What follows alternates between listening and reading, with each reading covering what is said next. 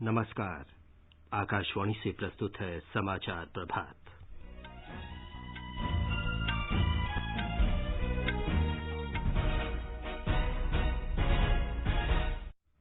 प्रकाश पर्व दीपावली आज पूरे देश में पारंपरिक श्रद्धा और उत्साह से मनाई जा रही है। राष्ट्रपति, उपराष्ट्रपति और प्रधानमंत्री ने इस अवसर पर लोगों को बधाई दी। प्रधानमंत्री नरेंद्र मोदी ने लोगों से अपील की कि वे एक दिया सैनिकों के सम्मान में जलाएं। राष्ट्रपति रामनाथ कोविंद ने कुछ देशों के विस्तारवाद नीति से निपटने के लिए वैश्विक और परिपक्व रणनीति पर बल दिया। विदेश मंत्री सुब्रमण्यम जयशंकर आज पूर्व एशिया शिखर सम्मेलन में भारत का प्रतिनिधित्व करेंगे। कृषि मंत्री नरेंद्र सिंह तोमर ने कहा, सरकार किसानों और कृषि को प्राथमिकता सूची में रखने के प्रति वचनबद्ध। और देश में कोविड रोगियों के स्वस्थ होने की दर 93% हुई। समाचार प्रभात में प्रियंका अरोड़ा के साथ मैं विमलेंदु पांडे। कोविड महामारी के खिलाफ देश एकजुट होकर लड़ रहा है। आप भी हमारे साथ सुरक्षा और बचाव के 3 आसान एहतियाती उपायों का संकल्प लें। मास्क पहनें, 2 गज दूरी है जरूरी, सुरक्षित दूरी बनाए रखें और हाथ और मुंह साफ रखें। अब समाचार विस्तार से। प्रकाश पर्व दीपावली आज पूरे देश में पारंपरिक श्रद्धा और उत्साह से मनाई जा रही है। ये त्योहार अज्ञानता रूपी अंधकार से ज्ञान के प्रकाश की ओर ले जाने का प्रतीक है। इस अवसर पर राष्ट्रपति, उपराष्ट्रपति और प्रधानमंत्री ने देशवासियों को बधाई दी है। श्री रामनाथ कोविंद ने एक संदेश में कहा है कि विभिन्न धर्म और संप्रदाय के लोगों द्वारा मनाए जाने वाले इस पर्व से देश के लोगों के बीच एकता, सद्भाव और भाईचारे की भावना मजबूत होती है। उपराष्ट्रपति एम वेंकैया नायडू ने कहा कि ये पर्व भगवान राम के जीवन के श्रेष्ठ आदर्शों और मूल्यों के प्रति हमारे विश्वास को और मजबूत बनाता है। प्रधानमंत्री नरेंद्र मोदी ने आशा प्रकट की है कि दीपावली का त्योहार हमारे जीवन में प्रसन्नता और खुशहाली बढ़ाएगा। उन्होंने इस अवसर पर सभी लोगों की समृद्धि और बेहतर स्वास्थ्य की कामना की। प्रधानमंत्री नरेंद्र मोदी ने देशवासियों से अपील की है कि इस बार दीपावली पर वे एक दिया सैनिकों के सम्मान में जलाएं। ट्वीट संदेश में श्री मोदी ने कहा कि हमें उन जवानों के सम्मान में दिया जलाना चाहिए जो निर्भय होकर हमारे राष्ट्र की रक्षा कर रहे हैं। हमें अपने उन जाबाज सैनिकों को भी याद रखना है जो इन त्योहारों में भी सीमाओं पर डटे हैं, भारत माता की सेवा और सुरक्षा कर रहे हैं। हमें उनको याद करके ही अपने त्योहार मनाने हैं। हमें घर में एक दिया भारत माता के इन वीर बेटे बेटियों के सम्मान में भी जलाना है। मैं अपने वीर जवानों से भी कहना चाहता हूं कि आप भले ही सीमा पर हैं, लेकिन पूरा देश आपके साथ है। दीपावली के अवसर पर राजधानी दिल्ली में सभी प्रकार के पटाखों की बिक्री, इस्तेमाल और जलाए जाने पर रोक लगाई गई है। वायु प्रदूषण और कोविड के बढ़ते संक्रमण को देखते हुए दिल्ली सरकार ने 30 नवंबर तक सभी प्रकार के पटाखों पर पूरी तरह रोक लगाई है। दिल्ली पुलिस इस आदेश का उल्लंघन करने वाले व्यक्तियों के खिलाफ कार्रवाई कर रही है। पटाखों की अवैध बिक्री के सिलसिले में 38 मामले दर्ज किए गए हैं और 41 लोगों को गिरफ्तार किया गया है। हमारे संवाददाता ने बताया है कि ये आदेश ऐसे लोगों को ध्यान में रखते हुए जारी किया गया है जिन्हें कोविड महामारी के बीच वायु प्रदूषण से ज्यादा खतरा है। राष्ट्रीय हरित अधिकरण के दिशा निर्देशों का पालन करते हुए कई राज्यों ने पटाखों पर प्रतिबंध लगा दिया है और हरित दिवाली मनाने का निर्णय लिया है।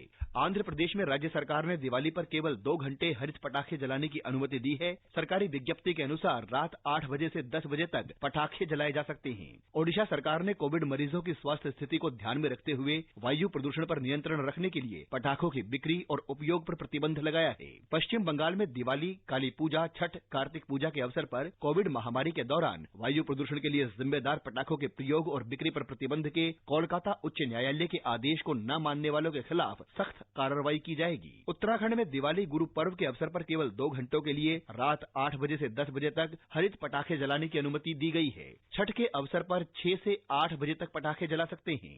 राजधानी दिल्ली में 30 नवंबर तक पटाखों पर पूर्ण प्रतिबंध लगा दिया गया है। समाचार कक्ष से वीरेंद्र कौशिक। उत्तर प्रदेश के मुख्यमंत्री योगी आदित्यनाथ ने लोगों से सख्ती से सुरक्षित दूरी का पालन करते हुए दीपावली मनाने को कहा है। श्री योगी कल अयोध्या में दीपावली के उपलक्ष्य में मनाए जा रहे दीपोत्सव कार्यक्रम में बोल रहे थे। मुख्यमंत्री ने कहा कि जिस तरह भगवान राम सभी बाधाओं को पार करते हुए अयोध्या वापस लौटे थे, ठीक उसी तरह भारत कोविड-19 महामारी की मुश्किलों से निजात पाकर नई ऊंचाइयों को छू लेगा। उन्होंने कहा कि प्रधानमंत्री नरेंद्र मोदी के नेतृत्व में देश इस महामारी से सफलतापूर्वक लड़ रहा है और तेजी से इस पर विजय भी पा रहा है। राज्य सरकार ने अयोध्या में सरयू नदी के तट पर 5,51,000 से अधिक दिए जलाने का विश्व रिकॉर्ड बनाया है। ब्यौरा हमारे संवाददाता से।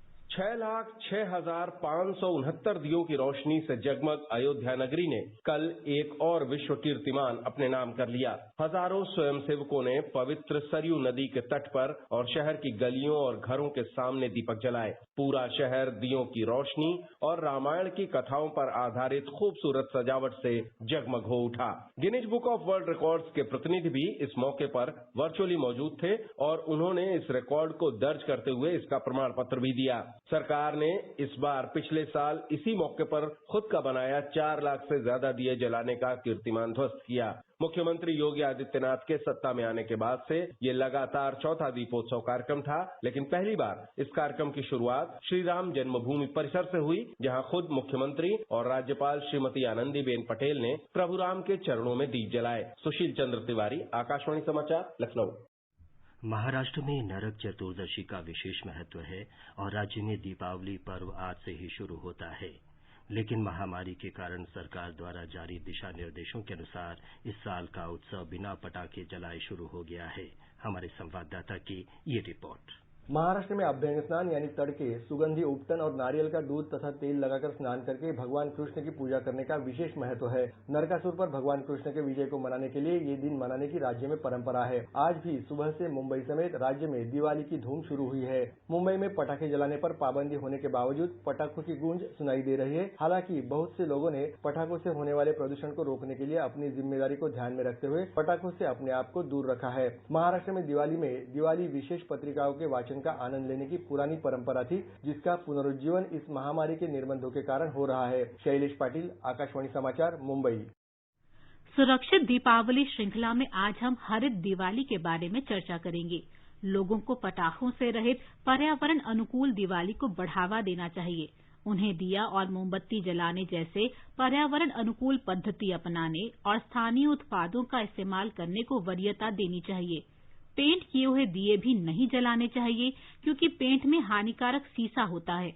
लोगों को रंगोली सजाने के लिए रासायनिक रंगों की बजाय प्राकृतिक रंगों का इस्तेमाल करने की सलाह दी जाती है।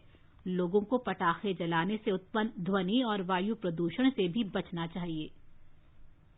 नई दिल्ली के अखिल भारतीय आयुर्वेदिक संस्थान में वरिष्ठ डॉक्टर आशुतोष विश्वास ने कहा है कि पटाखों से वायु प्रदूषण का स्तर बढ़ता है, जो लोगों के श्वसन, हृदय और स्नायु प्रणाली को आघात पहुंचाता है।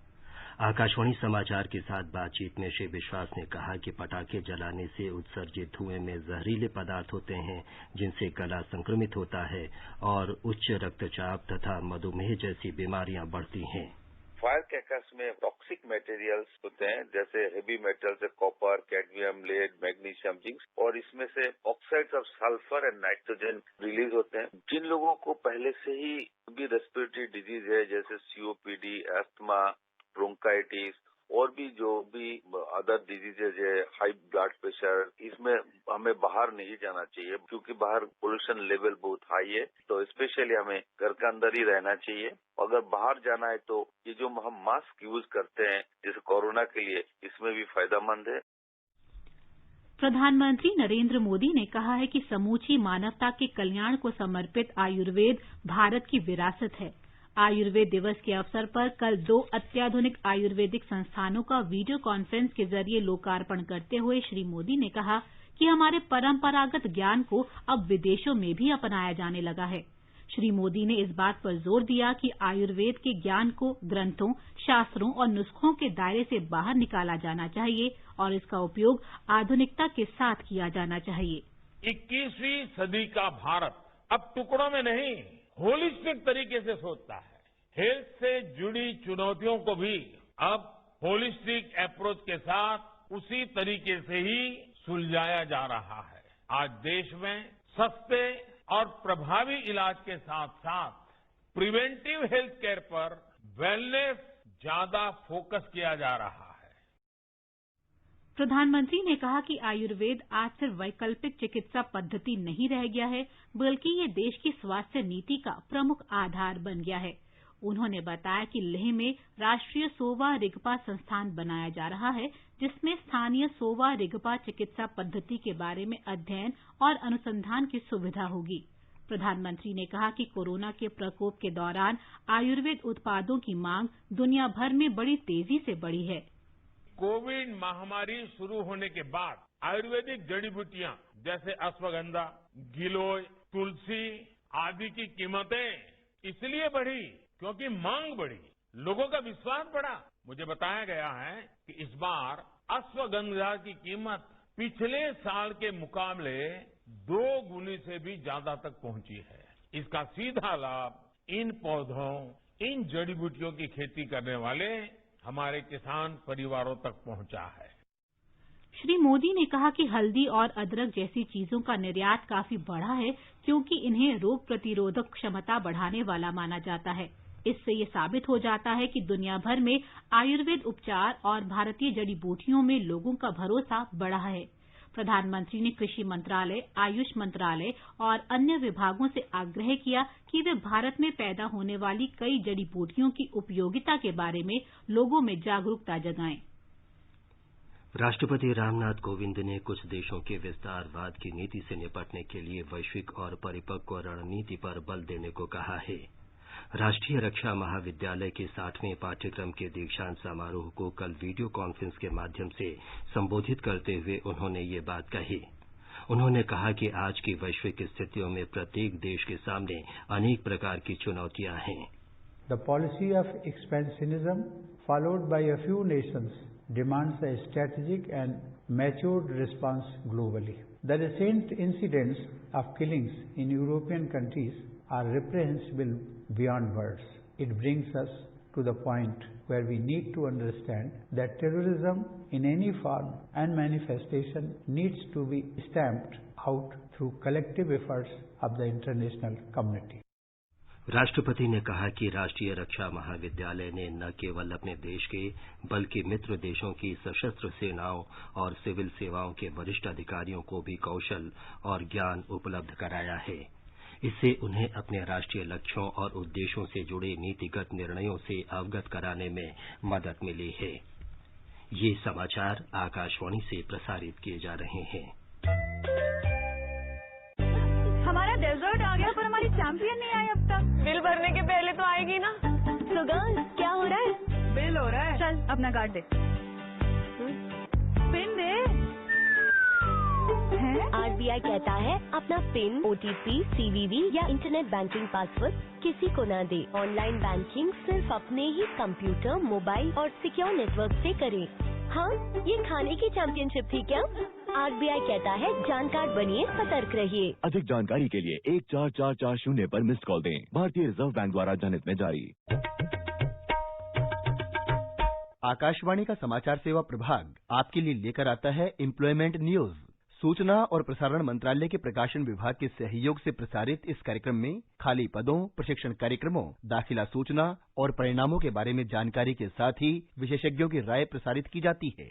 इसे आप रोजाना शाम 4:20 पे FM गोल्ड और अतिरिक्त मीटरों और हमारे YouTube channel AIR news official पर भी सुन सकते हैं। हिंदी में रोजगार समाचारों के लिए सुने हमारा कार्यक्रम परिक्रमा प्रतिदिन शाम 4:30 बजे।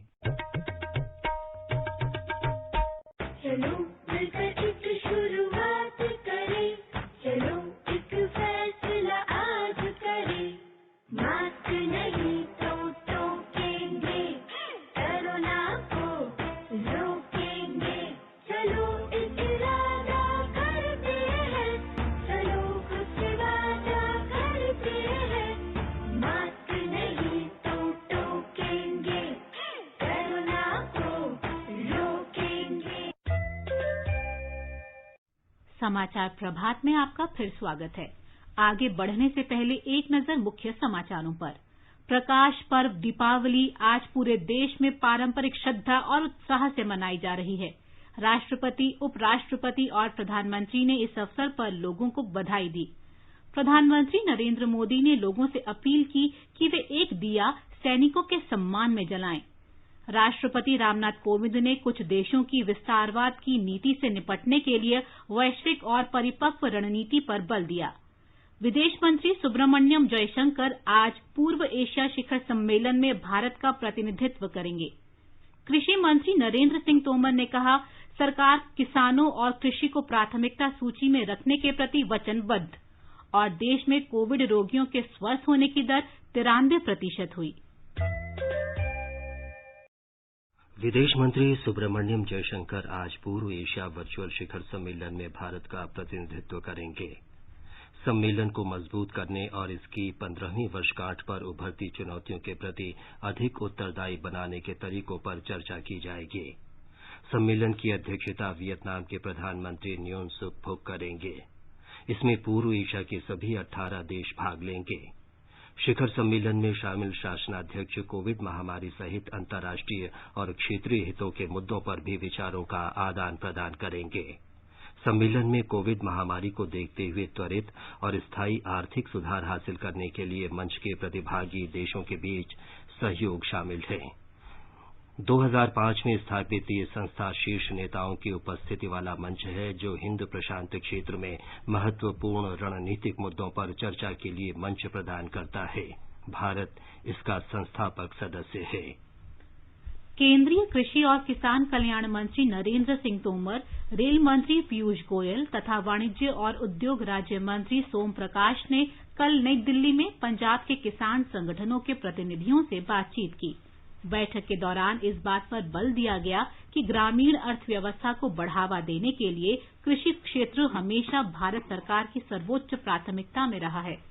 श्री तोमर ने कहा कि सरकार आत्मनिर्भर भारत पर विशेष ध्यान केंद्रित करते हुए किसानों के कल्याण के लिए अनेक कदम उठा रही है।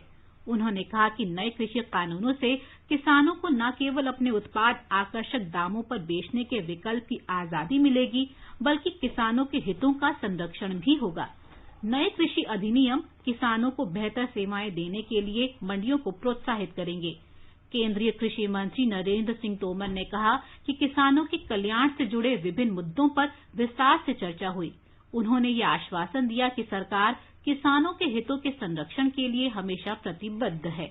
हम लोगों ने तय किया कि सभी यूनियंस के लीडर के साथ बातचीत करेंगे और उनके जो मुद्दे हैं उनको सुनेंगे, क्योंकि भारत सरकार की प्रतिबद्धता हमेशा से किसानों के साथ रही है और आने वाले कल में भी ये रहने वाली है। और मुझे आशा है कि सभी किसान यूनियन के लोग अपनी बात को रखेंगे और कोई सकारात्मक रास्ता निकालने में हम लोग सफल हों। किसान संगठनों के प्रतिनिधियों ने नए कृषि कानूनों पर अपने विचार व्यक्त किए। किसानों के प्रतिनिधियों को सरकार द्वारा शुरू किए गए अन्य उपायों की जानकारी भी दी गई। इनमें कृषि अवसंरचना कोष और 10,000 किसान उत्पादक संगठनों का गठन शामिल है। इनका उद्देश्य किसानों की आमदनी बढ़ाना और ग्रामीण क्षेत्रों में युवाओं के लिए रोजगार के नए अवसर उत्पन्न करना है। बिहार के राज्यपाल फागू चौहान ने 16वीं विधानसभा औपचारिक रूप से भंग कर दी है, ताकि नवनिर्वाचित सदस्यों को शपथ दिलाने का रास्ता साफ हो सके। राज्यपाल ने श्री नीतीश कुमार और उनके मंत्रिमंडल सहयोगियों के इस्तीफे भी स्वीकार कर लिए हैं और उनसे नई सरकार का गठन होने तक अपने अपने मंत्रालयों का प्रभार बनाए रखने को कहा है। श्री नीतीश कुमार ने कल राज्यपाल फागू चौहान को इस्तीफा सौंप दिया। इससे पहले श्री कुमार ने मंत्रिमंडल की अपनी पिछली बैठक में निवर्तमान विधानसभा भंग करने की सिफारिश की थी। बैठक के बाद पटना में पत्रकारों से बातचीत में श्री नीतीश कुमार ने कहा कि राष्ट्रीय जनतांत्रिक गठबंधन एनडीए के नवनिर्वाचित विधायकों की कल होने वाली बैठक में विधायक दल का नेता चुना जाएगा। 15 तारीख को 12:30 बजे दिन में हम लोग संयुक्त बैठक करेंगे विधायक मंडल दल की। सभी एक साथ बैठेंगे चारों दलों के लोग और उसी में जो भी निर्णय आगे का लेना है वो सब निर्णय। एनडीए के सभी चारों घटकों जनता दल यूनाइटेड, भारतीय जनता पार्टी, हिंदुस्तानी आवाम मोर्चा और विकासशील इंसान पार्टी के नेताओं की कल पटना में हुई बैठक में नई सरकार के गठन पर चर्चा हुई। ये बैठक मुख्यमंत्री नीतीश कुमार के सरकारी आवास पर हुई। देश में कोविड महामारी से स्वस्थ होने की दर लगभग 93% हो गई है। पिछले 24 घंटे में 49,000 से अधिक रोगी स्वस्थ हुए हैं। स्वास्थ्य मंत्रालय के अनुसार अब तक देश में 81,15,000 से अधिक कोविड रोगी स्वस्थ हो चुके हैं। संक्रमण की पुष्टि वाले मामलों में से केवल 5.55% बीमार हैं। इस समय देश में महामारी के रोगियों की कुल संख्या कम होकर करीब 4,84,000 हो गई है। पिछले 24 घंटे के दौरान 44,874 नए मामले दर्ज किए गए, जिससे देश भर में संक्रमित लोगों की संख्या 87 लाख से अधिक हो गई है। स्वास्थ्य मंत्रालय ने कहा है कि देश में कोविड संक्रमण की दर में निरंतर कमी आ रही है और वर्तमान में ये 7.09% है। मंत्रालय ने एक ट्वीट में कहा कि पिछले महीने देश में कुल संक्रमण दर 7.71% थी। राष्ट्रीय राजधानी दिल्ली में पिछले 24 घंटों के दौरान कोरोना संक्रमण के 7,802 नए रोगियों की पुष्टि हुई। इसके साथ ही दिल्ली में संक्रमित हुए लोगों की संख्या बढ़कर 4,74,830 हो गई है। पिछले 24 घंटों में 6,498 मरीज स्वस्थ हुए। इन्हें मिलाकर अब तक 4,23,078 मरीज स्वस्थ हो चुके हैं। राजधानी में कोविड के उपचाराधीन रोगी अब 44,329 रह गए हैं। कल 91 लोगों की कोविड से मृत्यु होने के साथ ही दिल्ली में कोविड से मृतकों की कुल संख्या 7,423 हो गई है। गुजरात में कल 1,152 नए कोविड मरीजों की पुष्टि हुई। राज्य में स्वस्थ होने की दर 91.31% हो गई है। गुजरात में कोविड-19 संक्रमण के अब तक 1,86,116 मामले सामने आ चुके हैं, जिसमें से 1,69,936 मरीज ठीक हो चुके हैं। कल 1,078 मरीजों के ठीक होने के साथ अस्पतालों से छुट्टी दी गई। राज्य में अब तक 67,34,000 से अधिक लोगों का परीक्षण किया जा चुका है। संक्रमण के सबसे अधिक 219 नए मामले कल अहमदाबाद में दर्ज हुए, जबकि सूरत में 186 मामले सामने आए। राज्य में इस वक्त 12,389 सक्रिय मामले हैं, जिसमें से 73 मरीजों को वेंटिलेटर पर रखा गया है। कल 6 मरीजों की मृत्यु के साथ राज्य में कोविड-19 से जान गंवाने वाले मरीजों की संख्या 3,791 हो गई है। योगेश पंड्या, आकाशवाणी समाचार, अहमदाबाद। तमिलनाडु में उपचाराधीन मरीजों की संख्या 18,000 से कम हो गई है। प्रतिदिन नए संक्रमित मरीजों में भी लगातार कमी आ रही है। कल 2,000 से भी कम नए रोगियों की पुष्टि हुई। ब्यौरा हमारी संवाददाता से। राज्य में उपचाराधीन मरीजों की संख्या कम होकर 17,748 हो गई है, जो 11 जून की स्थिति पर पहुंच गई है। प्रतिदिन आ रहे नए संक्रमितों की संख्या भी 5 महीने पहले की संख्या के बराबर हो गई है। इस बीच राज्य सरकार ने आगामी सोमवार से मंदिरों में पूजा पाठ शुरू करने का निर्देश दिया है। राज्य परिवहन निगम और निजी ऑपरेटरों को अंतर्राज्यीय बस सेवा तमिलनाडु और पड़ोसी राज्य कर्नाटक के बीच 16 नवम्बर से शुरू करने की अनुमति दी है। चेन्नई से जयसिंह की रिपोर्ट के साथ समाचार कक्ष से दीपिका शर्मा। छत्तीसगढ़ में कोरोना वायरस के प्रसार पर नियंत्रण के लिए ग्रामीण क्षेत्रों में सघन जागरूकता अभियान चलाया जाएगा। राजधानी रायपुर में पंचायत विभाग के अधिकारियों को प्रशिक्षण देने के लिए हाल ही में एक कार्यशाला आयोजित की गई। ब्यौरा हमारे संवाददाता से। ये समन्वयक अब गांवों में जाकर सरपंचों और पंचों को कोरोना संक्रमण से बचने के उपायों की जानकारी देंगे। इसके बाद ग्राम पंचायतों द्वारा सभी ग्रामीणों को इसके बारे में जागरूक किया जाएगा। इसके अलावा ग्रामीण जनों को यह भी बताया जाए कि यदि किसी व्यक्ति में कोरोना संक्रमण से मिलते जुलते लक्षण दिख रहे हैं तो 24 घंटे के भीतर कोविड जांच जरूर कराई जाए, जिससे जल्द से जल्द उपचार शुरू हो सके। प्रदेश के ग्रामीण क्षेत्रों से अभी ऐसे बहुत मामले सामने आ रहे हैं जिनमें लोग कोरोना से संक्रमित होने के बाद या तो बहुत देर से इलाज शुरू करते हैं या फिर अप्रशिक्षित व्यक्ति से इलाज करवाते हैं। इसी वजह से लोगों को जागरूक किया जा रहा है कि जल्दी कोरोना जांच कराने से सही इलाज मिलने और फिर जल्दी स्वस्थ होने की संभावना बढ़ जाती है। विकल्प शुक्ला, आकाशवाणी समाचार, रायपुर। वरिष्ठ चिकित्सा विशेषज्ञ डॉक्टर राजेंद्र के धमीजा ने आकाशवाणी से बातचीत में बताया कि कोरोना वायरस फैलने में प्रदूषण की बड़ी भूमिका है। डॉक्टर धमीजा ने कहा कि इस साल दीपावली मनाने के लिए पटाखों पर लगाए गए प्रतिबंध समय की मांग है। तो यूके में भी और दूसरी जगह से भी ये स्टडीज आई हैं कि जैसे जैसे पोल्यूशन बढ़ता है वैसे वैसे कोरोना वायरस का जो इफेक्टिविटी है वो भी बढ़ती है। तो ये देखा गया कि PM 2.5 से 1% भी ऊपर अगर जाता है तो वायरस की इफेक्टिविटी कई गुना बढ़ती है। अगर पोल्यूशन ज्यादा होगा तो वायरस सस्पेंडेड रहेगा ड्रॉपलेट में, एयर में, जो कि नीचे रहेगा, ऊपर नहीं जाएगा। जो स्वच्छ एयर है वो ऊपर की तरफ जाती है, लेकिन पोल्यूटेड एयर जो है स्टैग्नेंट रहती है, नीचे रहती है, तो उसमें वायरस ज्यादा देर तक टिकता है और ज्यादा देर तक इन्फेक्शन करने की क्षमता रखता है। इसीलिए जो पटाखे बजाने की बैन लगाया गया है और ये मुझे लगता है कि बहुत अच्छी बात है और आगे भी यही होना चाहिए। देश आज प्रथम प्रधानमंत्री पंडित जवाहरलाल नेहरू को उनकी जयंती पर याद कर रहा है। आज का दिन बाल दिवस के रूप में भी मनाया जाता है। प्रधानमंत्री नरेंद्र मोदी ने पंडित जवाहरलाल नेहरू की जयंती पर श्रद्धांजलि अर्पित की है। इस वर्ष डॉक्टर सालेम अली का जयंती वर्ष है। डॉक्टर सालेम भारत के एकमात्र विश्व प्रसिद्ध पक्षी वैज्ञानिक थे। उत्तर कश्मीर के बारामूला जिले के बाटलाब सोपोर में स्थित वुलर संरक्षण और प्रबंधन प्राधिकरण की ओर से बर्ड वॉक कार्यक्रम का आयोजन किया गया। कार्यक्रम में कश्मीर घाटी के विभिन्न भागों से कई क्षेत्रों के 30 प्रतिभागियों ने हिस्सा लिया। इस अवसर पर प्रतिभागियों को प्राधिकरण के अधिकारियों ने बर्ड वॉक कार्यक्रम के उद्देश्यों से अवगत कराया। कश्मीर में वुलर झील के संरक्षण के लिए हाल के वर्षों में प्राधिकरण ने झील संरक्षण के कई संक्षिप्त विवरण दिया। और अब एक नजर आज के मौसम पर। राष्ट्रीय राजधानी दिल्ली में सुबह हल्की धुंध छाई रही। न्यूनतम तापमान 12 डिग्री सेल्सियस दर्ज हुआ और अधिकतम 30 डिग्री सेल्सियस के आसपास रहेगा। मुंबई में आसमान साफ रहेगा। न्यूनतम तापमान 23 डिग्री सेल्सियस दर्ज हुआ और अधिकतम 32 डिग्री सेल्सियस के आसपास रहने की संभावना है। चेन्नई में बादल छाए रहेंगे। हल्की बौछारें पड़ने की आशंका है।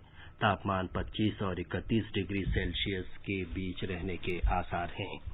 कोलकाता में आसमान साफ रहेगा। तापमान 21 और 33 डिग्री सेल्सियस के बीच रहेगा। जम्मू में भी आसमान साफ रहने के आसार हैं। तापमान 12 और 25 डिग्री सेल्सियस के बीच रहने की संभावना है।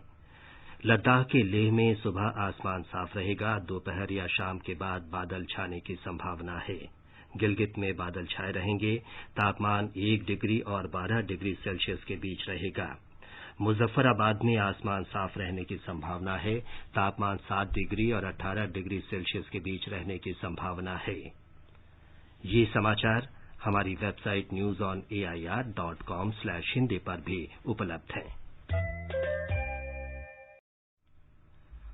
और प्रियंका, बताएं कि आज के समाचार पत्रों की सुर्खियों में क्या खास है। विमलेंदु, जम्मू कश्मीर में नियंत्रण रेखा पर पलटवार में पाकिस्तानी फौजियों के मारे जाने की घटना अखबारों की बड़ी खबर है।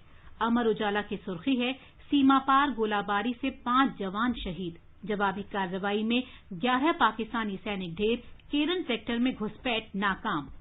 भारत में पारंपरिक औषधियों के वैश्विक केंद्र की स्थापना की घोषणा जनसत्ता की अहम खबर है। विश्व स्वास्थ्य संगठन के महानिदेशक टेड्रोस एधनॉम घेब्रेयेसस की घोषणा पर प्रधानमंत्री नरेंद्र मोदी ने विश्वास व्यक्त किया। विश्व के औषधालय के रूप में उभरा है भारत देश। बिहार में एनडीए विधायक दल की बैठक अखबारों की अहम खबर है। बिहार में नई सरकार के गठन को लेकर एनडीए के चारों घटक दलों की कल हुई थी बैठक। उधर जनसत्ता का कहना है, सद्भावना भवन में बिहार कांग्रेस के नेताओं की बैठक में हुई मारपीट। अयोध्या में दीपोत्सव राजस्थान पत्रिका की बड़ी खबर है। पत्र का शीर्षक है, 500 साल बाद जले हजारों दीप। रामलला परिसर में भक्तों के उत्साह और उमंग पर कोरोना का असर नहीं। दैनिक भास्कर के शब्द हैं, सरयू तट पहुंचे रघुराई। दीपावली पर्व की धूम अखबारों के मुख पृष्ठ पर छाई हुई है। नवभारत टाइम्स की टिप्पणी है, कल सुबह की हवा आज आपके हाथ में। पटाखे छूटे तो बुरा होगा हार। कोरोना बढ़ाने में प्रदूषण भी जिम्मेदार। अंत में मुख्य समाचार एक बार फिर। प्रकाश पर्व दीपावली आज पूरे देश में पारंपरिक श्रद्धा और उत्साह से मनाई जा रही है। राष्ट्रपति, उपराष्ट्रपति और प्रधानमंत्री ने इस अवसर पर लोगों को बधाई दी है। प्रधानमंत्री नरेंद्र मोदी ने लोगों से अपील की है कि वे एक दिया सैनिकों के सम्मान में जलाएं। राष्ट्रपति रामनाथ कोविंद ने कुछ देशों की विस्तारवाद की नीति से निपटने के लिए वैश्विक और परिपक्व रणनीति पर बल दिया। विदेश मंत्री सुब्रमण्यम जयशंकर आज पूर्व एशिया शिखर सम्मेलन में भारत का प्रतिनिधित्व करेंगे। और कृषि मंत्री नरेंद्र सिंह तोमर ने कहा, सरकार किसानों और कृषि को प्राथमिकता सूची में रखने के प्रति वचनबद्ध। इसके साथ ही समाचार प्रभात का ये अंक समाप्त हुआ। नमस्कार।